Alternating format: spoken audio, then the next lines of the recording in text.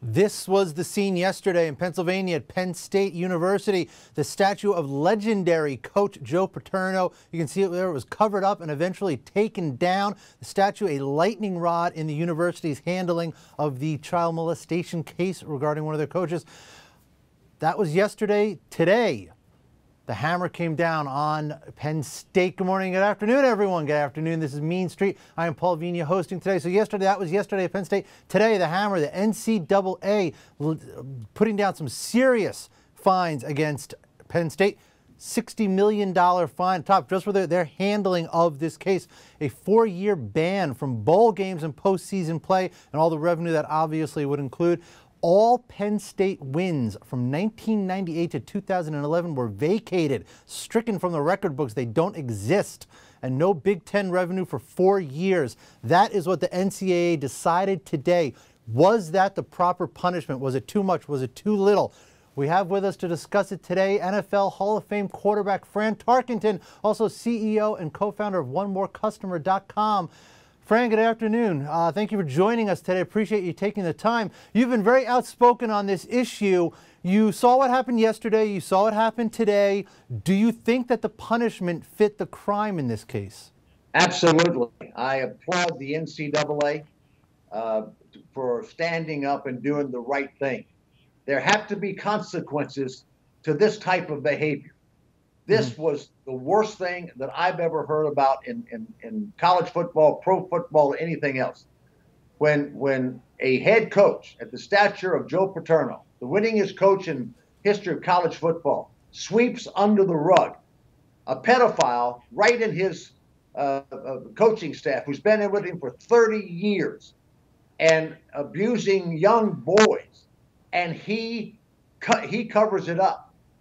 And the rest of the administration covered it up. You know, we've heard about coaches are more powerful than the administrators and the presidents of colleges. But before Jim Tressel got fired at Ohio State, rightly so also, the president of the college of Ohio State said, well, yeah, Jim Tressel's more important than I am here. I hope he doesn't fire me. Kind of tongue-in-cheek. But these coaches have gotten so much power that they're more powerful than the president. And in this case, the president, the chancellor, they were going to talk. They were going to turn this pedophile in, Jerry Sandusky, the coach, and Paterno said, "No, I'll take care of it." Right. This was egregious. Hey, this needed to be a consequence. It was a consequence. It sends a strong message of leadership. Wouldn't it be great in this country that we had leadership who could make decisions and have consequences that would make things better and solve problems, and we had that on a national level. I really applaud the NCAA for what they did. They did the right thing. Yeah, Fran. Obviously, this Penn State was a huge football program, right? Brings in tens of millions of dollars for the university. These programs are very big money makers. Do you think that this is going to change that culture? You talk about coaches being more powerful than presidents. Do you think this kind of a fine, not necessarily that this crime would happen anywhere else, and God forbid it ever does, but do you think that this kind of a penalty for this egregious of an offense would actually change this sort of culture to the point where these programs aren't so all-powerful that they can just protect, say, a pedophile? Well, it sends a message that's very strong that you do something out of line, there's going to be a consequence. It's going to be a negative consequence. They didn't sweep it under the rug. $60 million is a big fine for anybody, including Penn State University. All of their players that are on their roster this year, they don't have to sit out a year if they transfer. They can all go to another school.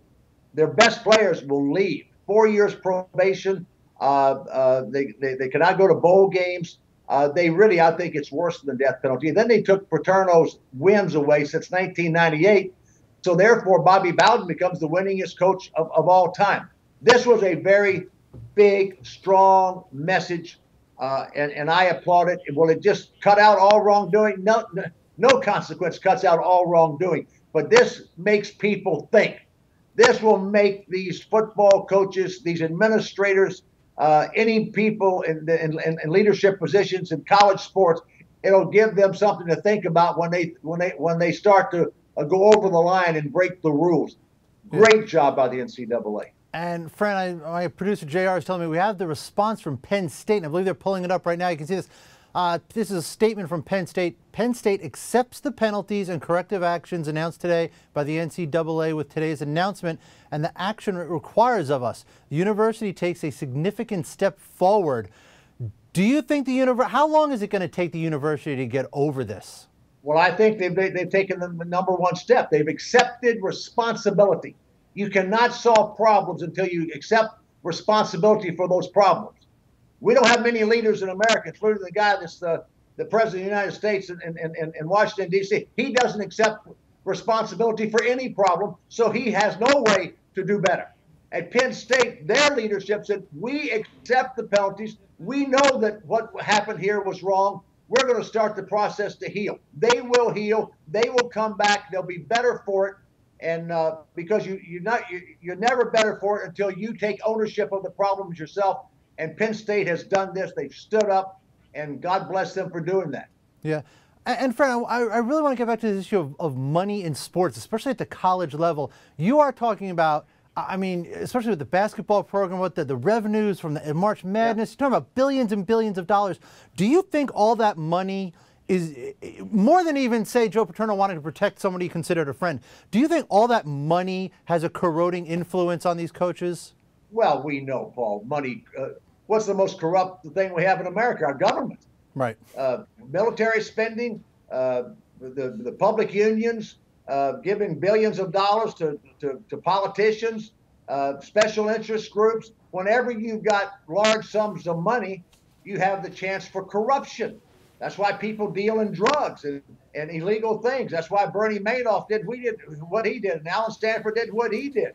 Whenever you've got big money, there's a chance for corruption. There's big money in college sports, but it's not the money that we see in government or big corporations. I think the University of Georgia, University of Texas maybe had the greatest profitability last year of all the colleges. I think they cash flowed $40 or $50 million each. That's a lot of money, but in the world of government, in the world of big business, it's not a lot of money.